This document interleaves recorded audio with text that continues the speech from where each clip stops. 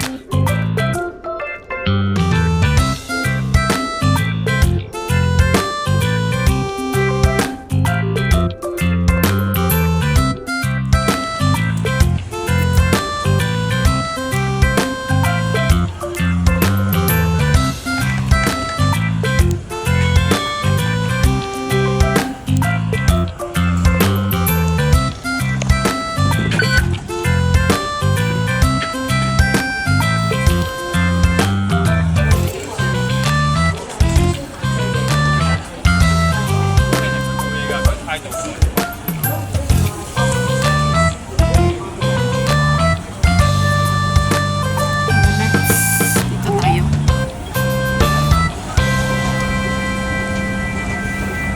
Para ipakita ko sa inyo yung magandang view.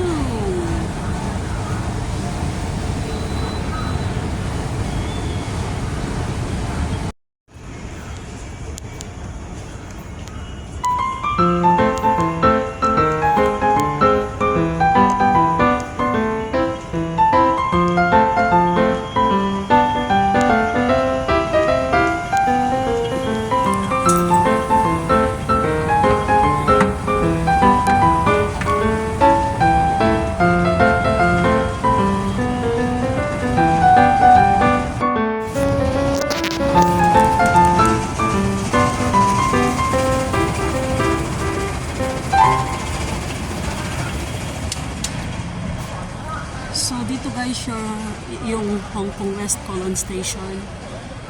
Diyan. Pero gusto ko kayong, sige, punta natin. Pakita ko sa inyo yung view.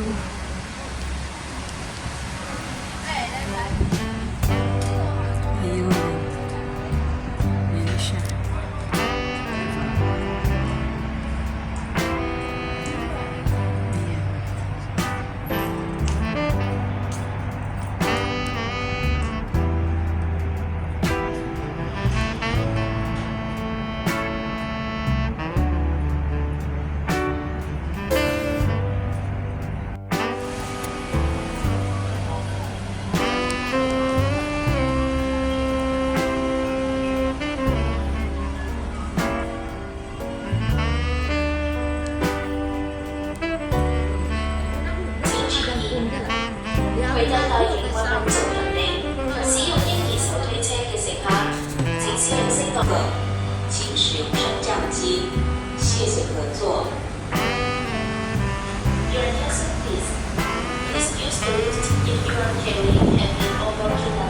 Before, nung dito ako nagtatrabaho, wala pa itong building na to. So, mga 3 years na ako na hindi dito. Ay, hindi lang 3 years, mga 5 years na ako nawala dito. So, ngayon ito, meron ng bago. Before, yung building ko sa likod nito is kitang-kita ang buong dito na way. Ngayon hindi na makita kasi natatakpan namin itong building. Tama ang sinabi ng amo ko before na may ipapatayo na building. Kaya ibinenta nila yung unit nila kasi hindi na daw maganda yung view. Ayan, ito yung buong Jordan, Yau Ma Tei. So ito guys, ito. Ayan. Ayan. Ano to, mga government houses to. Kasi dito guys, wala silang ano dito walang squatters area. Walang squatters dito. Baling ginagawa ng government dito is nagpapatayo sila ng buong building. Yung mga ganito, flat. Tapos dito lahat nakatira.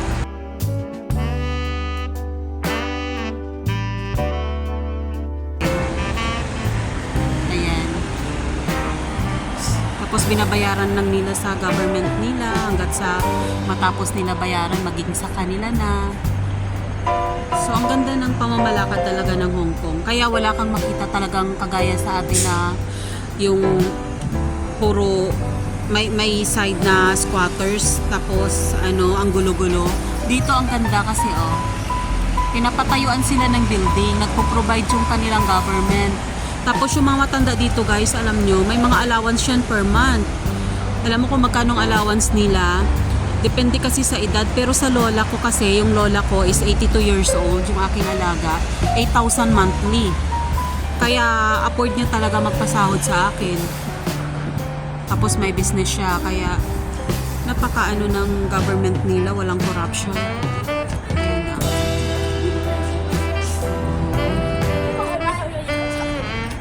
Kitang-kita yung airplane guys, nakita niyo ba?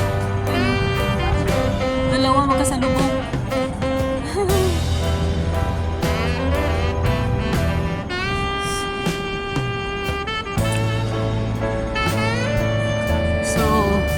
Medyo mainit na at inaantay ko yung aking kasama. Pupunta kami sa doon away kasi bibili siya ng winter clothes, pero habang naghihintay tayo sa kanya, dito muna, ipasyal ko muna kayo dito. Ang laki ng pinagbago ng ano na to, ng lugar na ito. Hindi ito dati. Ayan yung building ko guys, sa likod na yan, yung tower na yan. Diyan ako dati, 10 years akong nakatira dyan. Korean yung amo ko. Kaso lang ibinenta nila, gawa nga ng nag for good sila sa Korea. So ito dati napaka-clear nito dati kasi wala itong building Tapos dyan kami nakatira, kitang-kita yung buong ganito. Tapos kapag bagyo talagang maramdaman mo talaga yung ng hangin, gawa ng wala ngang takip. So ito, medyo magalaw yung aking kamay. So, ayan. Laki ng pinagbago talaga.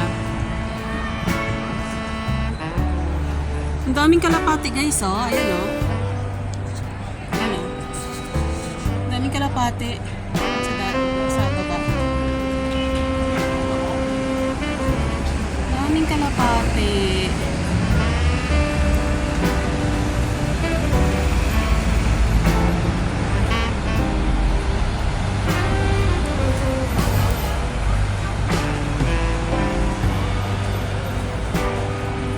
Ayan. 10 years ako dati dito guys, as in palakad-lakad dito kasi dyan ako namamalingki sa likod ng building na to. As in, nilalakad ko lang yan, pero nag-enjoy ako kasi yung amo ko hindi toxic, napakabait, kaya ayan, in-enjoy ko yung work ko. Umabot ako sa kanila ng 10 years mahigit. Kung hindi sila nag-move sa Korea, hindi ako umalis. Ayan ang daming kalapate. Hindi naman kasi ang mga tao dito harm sa sa atin ito is katay na to. Joke lang. Pulutan na.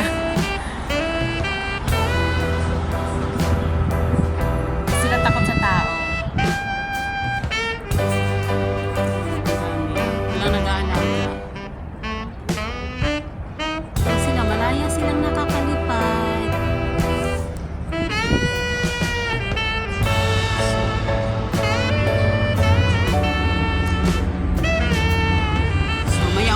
guys.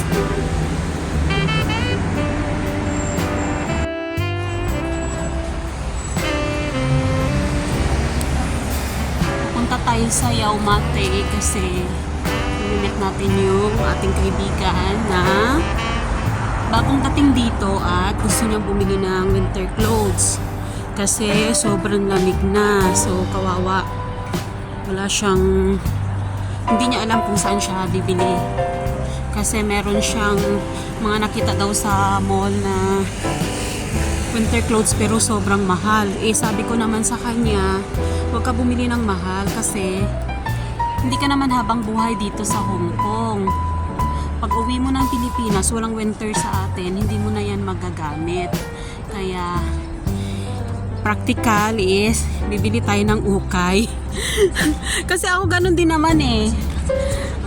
Asa lang ako sa pinoprovide ng amo or halimbawa, gift ng kaibigan or pag may nakita ako na nasa ukay na magandang klase pero affordable price, yun. Pero yung sinasabing bibili ako talaga ng Megara na talagang sobrang mahal na, parang nanghihinayang kasi ako guys, pang forma lang. Tapos iniisip ko, hindi ko naman ito after ng pagka hindi na ako nagtatrabaho dito sa Hong Kong, hindi ko naman na ito magagamit sa Pilipinas kasi walang winter doon. Bumibili ako talaga ng gamit ng aking mga gamit, yung mga pang summer, kagaya ng mga shoes, tapos mga pang summer shirt at mga pants na pang summer kasi magagamit ko siya kahit nasa Pilipinas ako. Pero yung mga pang winter, yung mga jacket na something na mahal pa naman, wala, hindi ako nag-spend ng money para doon. Sayang kasi talaga. Kaya sabi ko sa kanya, bibili na lang tayo sa sa ukay-ukay.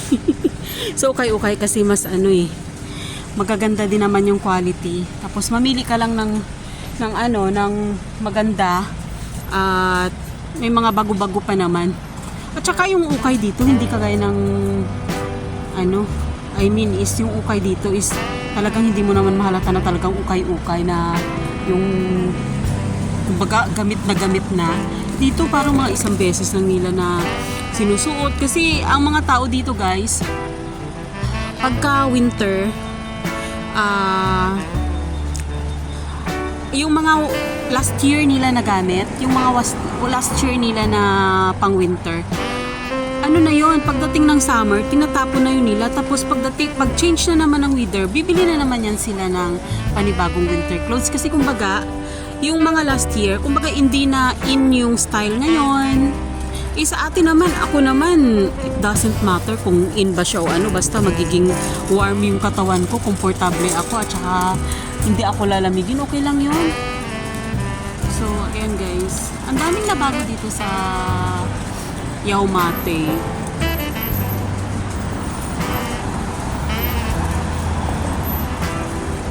So, tara guys, meet natin siya.